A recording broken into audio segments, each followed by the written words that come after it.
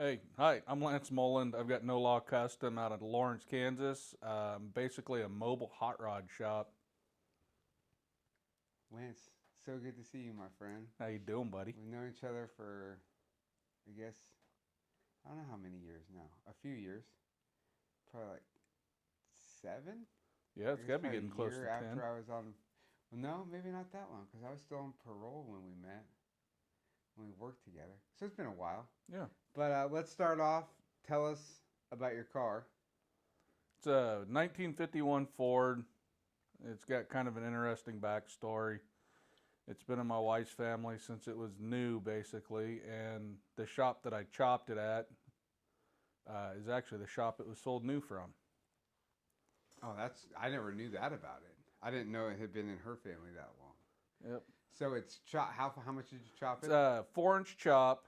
It's got a 4-inch channel on it. It rides on an 81 Malibu chassis, 66 310 Wildcat, Buick motor, Power Glide transmission. It's just an assortment of parts. I think everything except for the air conditioner came out of a junkyard. Oh, that's right up par for what we do, you know what I mean? Yep. But also, you did this all. The roof got painted at Cultured when you were working there. You guys did the roof up when you were beginning the process of searching for Hollywood fame. Um, Yeah. take us back. Were you always into cars, Lance? Is that something that? Yeah, I've always been into cars. Even as a little kid, when I was cutting up model cars and making them custom. They couldn't be what was on the box. They had to be something special, lowered or painted different, or take different pieces from different models and put them all together to make whatever I wanted. Bicycles when I was a kid. I remember the first car show. The first car show I can remember was in Garden City, Kansas, and they had the ZZ Top cars there. And from that point, I was hooked. And I was probably like not even in kindergarten yet. Oh wow! So you're talking Eliminator. Yeah. Um, Now you grew up in Hayes, correct? I grew up in Garden City, and Garden City. moved to Hayes my freshman year of high school. Okay. And you, as well as I, you also went to Wyotech, correct? Yeah, yes, went to Wyotech for. You did automotive mechanics though when you went there. Yes, I did automotive mechanics, street rod, chassis fab, and business management. So the street rod is where most of us went to the body shop part and then did the street rod. You did the mechanics, but also learned the sheet metaling working and stuff like that. I got an idea as to what could be done Right. at Wyotech, but really my sheet metal skills mostly came from working with Mike Keller and Ellis at Big Creek Restoration. And that's where you started your career in restoration work at, correct? Yeah. Yep. And you worked for him up until you guys moved out, because you're currently live in Lawrence, is where you guys. Yeah, I have worked been. for Mike for 5 years in Ellis, right out of Wyotech. I was supposed to go to school for BMW. I found Mike. He gave me a job, and I called up BMW. I'm like, nope. To be like a dealership mechanic. Yeah, Yeah. line tech, which that Oh. just sounds boring. Yeah. Great pay, no fun. Yeah. Now we do the opposite. Shitty Yeah. pay, lots A of lot fun. of fun. What brought you guys to? Oh, go ahead and shut your phone off, dude. Yeah. This ain't like no pro situation. I forgot to do the same thing. Was it your wife Erin's career that brought you guys to Lawrence? Is that what brought you here originally? Yeah, Erin got a teaching job up at Perry, and I guess I probably shouldn't say where she teaches. Yeah, my wife got a teaching job. Well, it's okay. I mean, this Yeah. is going to people are going to be like, I don't know what Perry is. Yeah. And she's no longer a teacher there anyway. Yeah, So. that's true. That's true. Yeah, my wife got a teaching job out here, and it was either find a new. At the time, she was my girlfriend. It's either find a new girlfriend or move to Lawrence, and moved out here. I'm like, you know what? I'll give it 6 months, and then I'll go back to Ellis. And got out here, and I liked it, so I stayed. Now, I still like her, so I'm glad I stayed. yeah, you guys are married now. Yep. 2 kids. Married, 2 kids, house, house. Dog, chickens, Yeah. the whole fucking zoo. Jamming. You're making jam. Yeah, we're making jam and all that fun. Now, when you moved here, you and I met working for Nate Boyer at Culture Customs.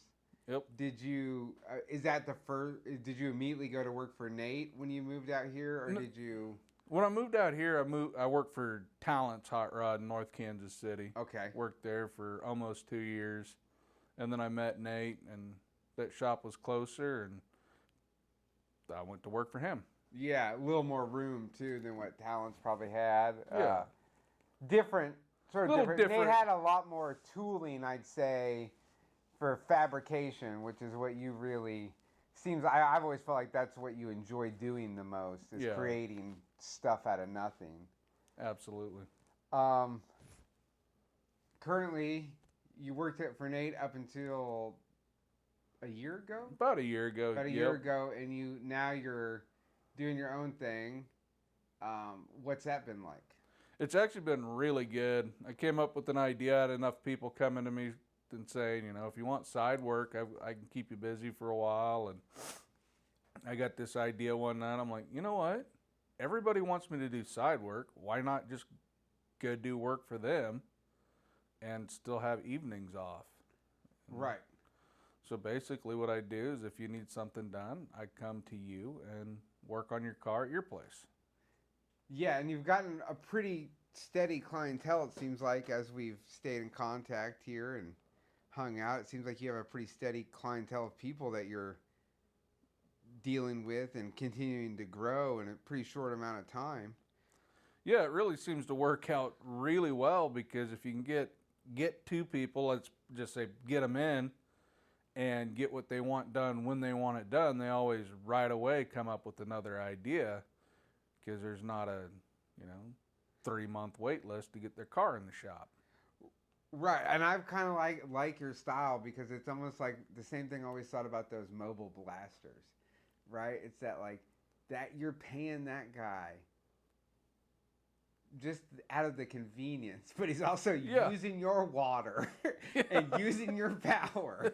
So it's like not a bad deal for that guy, It's not a bad deal for that guy, but like I said, it's also really the biggest thing is the convenience for the customer. Right.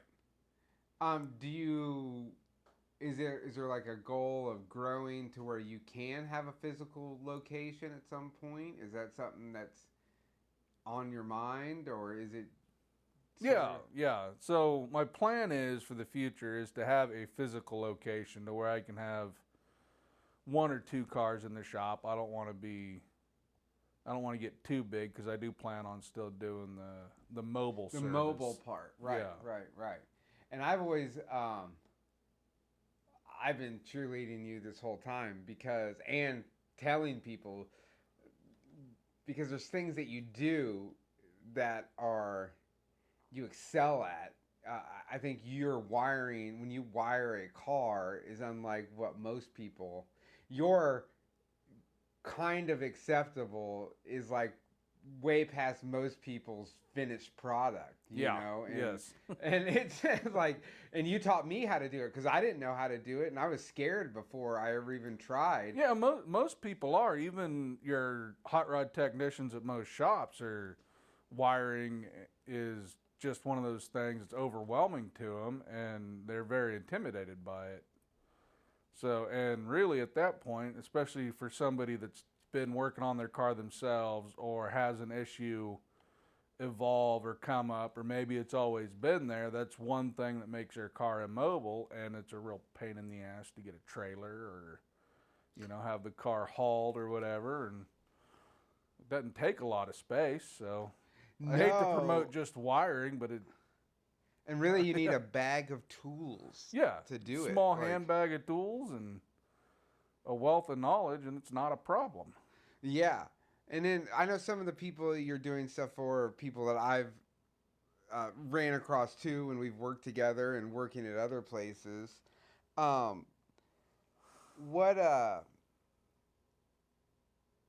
Is it just for the love that keeps you interested in the cars? like the old stuff and not pushed you? Because I know for a while you went to work at the bus barn and you tried that, and it was like, no, I gotta go do my own thing. I can't do this.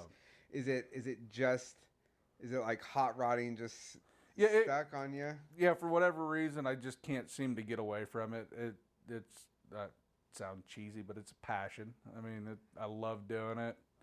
I like the old cars. It's challenging and different on everything, I guess. I mean, yeah. I like I said, I really don't know why. It's just not stuck in this industry, but it's the one that's stuck with me. Right. The same thing with me. I mean, I keep trying. I go to work at Collision, and then it was like, this is cool, kind of, but then at one point you're just like, I'm just putting quarters on Civics. This is boring. Yeah, hot rodding. I don't want to say get boring, but it can get monotonous when you're working on the exact same thing for months on end, and you haven't reached that point of like seeing the finished product. See, and that's opposite for me though. Right, that's opposite. Like, we're gonna keep going and going and going until this thing's done. Yeah. Otherwise, why even start on it? Right. But it's not just done, it's fixed, it's better, it's yours, rather that's your idea or customer's idea. I mean, you see it through the whole process and just make it happen. There is no just fix it, it's make it right. Right. Is it a family thing? Are you the only one in your family? I'm the only one in my family that does the hot rodding thing. I mean, even of all of my friends that I went to school with, I'm the only I went to Wyotech with. Right. I'm the only one still doing cars. I don't think anyone that I went to school with, even half of them never even went to work. I know like 3 or 4 of them are all drywall mutters. Yeah. Like, how did you get into drywall? I think the closest I've got is one friend's a service writer for CarMax, and 2 of them have tool trucks. That's not a bad gig, though. Not at all. Thought about it. Thought about it too. A lot of money to get into it, but man, does that sound like a sweet gig. Yeah. A lot of seat time. It's just like, that guy could sell me. I could sell these people as well, you know? Yeah. Now, your one brother is an auto tech teacher or a shop teacher? Yeah, industrial arts teacher. Industrial arts teacher. Yeah, so machine shop, welding. So he's dabbled in things, but not really. I don't think he definitely doesn't have the passion like you do. The passion, yeah, exactly. Now, you also have a passion for motorcycles. Yes, I've got all sorts of bad habits.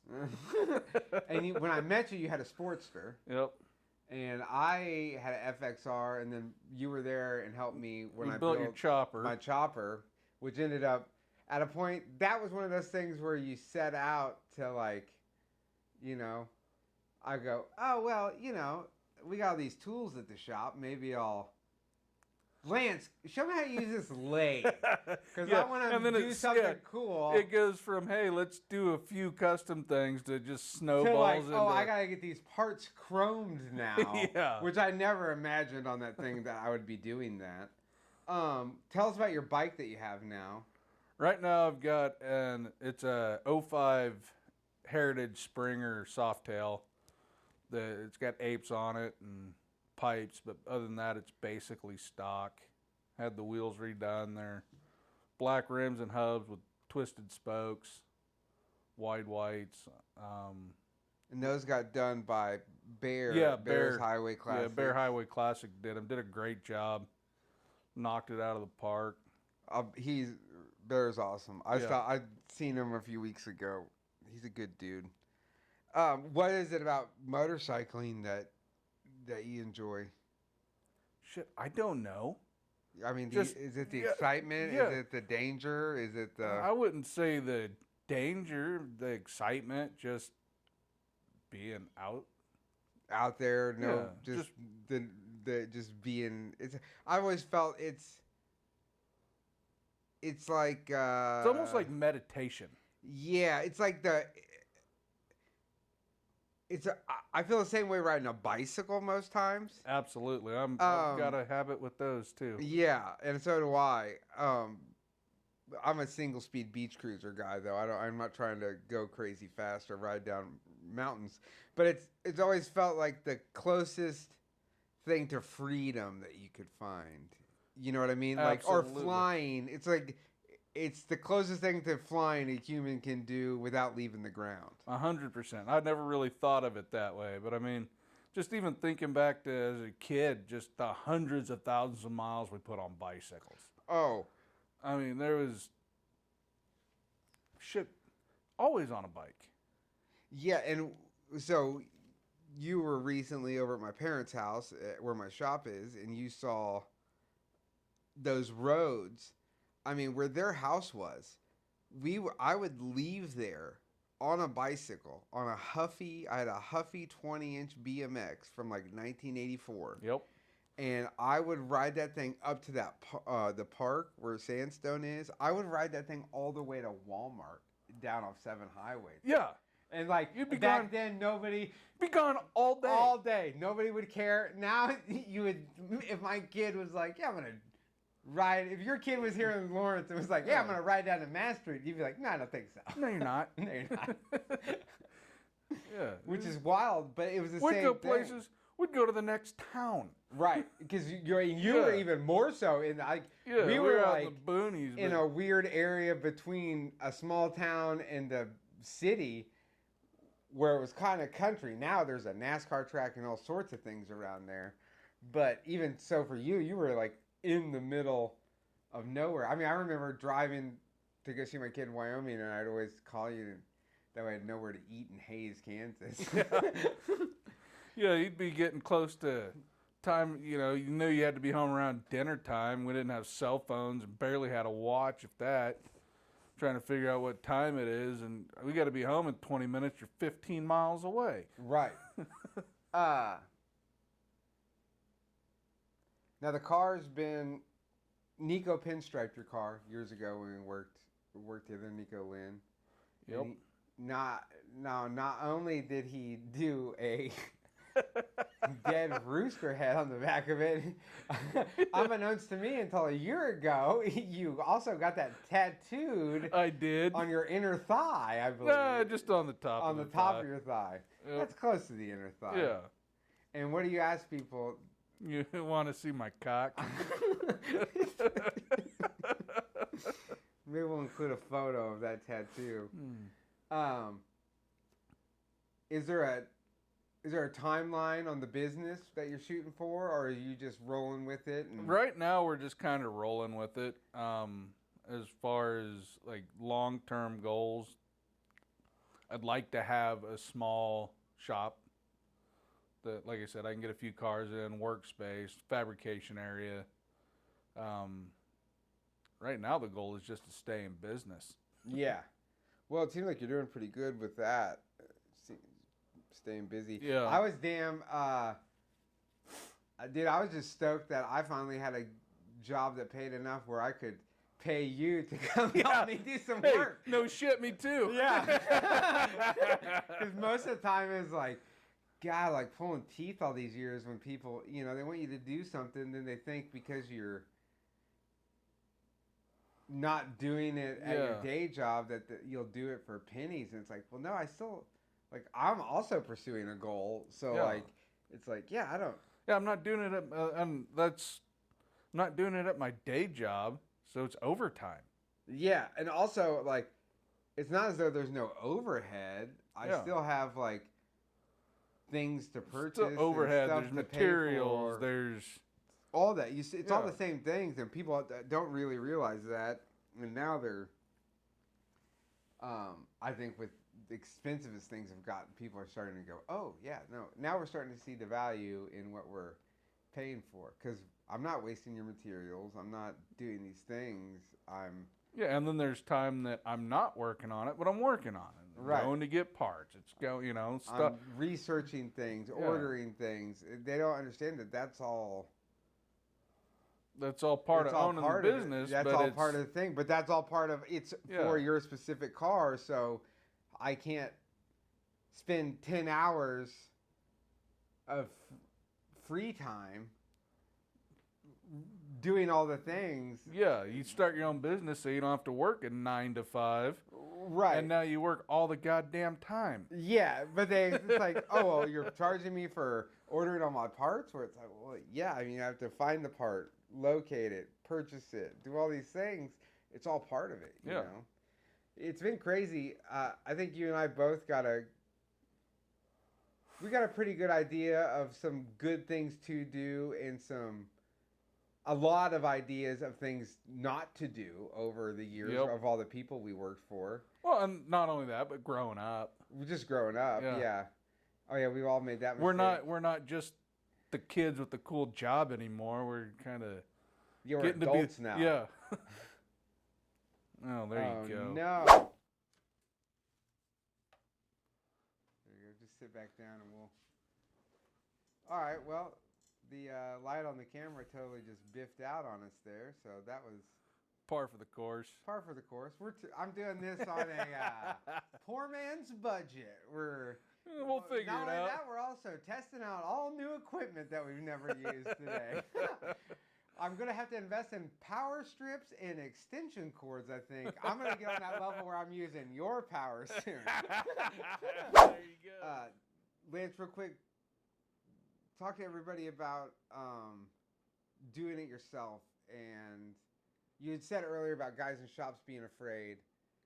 But for the guy who's like into this hobby, into hot rodding, not even hot rodding, I'm going to say the automotive enthusiast in general. Well, yeah, automotive enthusiast. I mean, and you can really, not to get too philosophical, but any aspect in your life that you want to say, I need a cabinet over here, or I've got a little bit of work that I want to do on my car. The only way to learn how to do it is to do it. If you mess something up, call it education. Try it again. You know? If Tyler and I can figure it out, there's not much anybody that can't, really. Yeah. I always tell people it really isn't about the act of what you're doing, right? It's about knowing how to use a tool. If I know how to use a ratchet and a wrench, I can take any bolt situation out of anything. It doesn't matter if it's a car. At the end of the day, it's all nuts and bolts. Right. If you know how to measure out and cut a piece of wood, then you just take that exact knowledge and flip it and go, I'm going to measure out and cut out this piece of metal.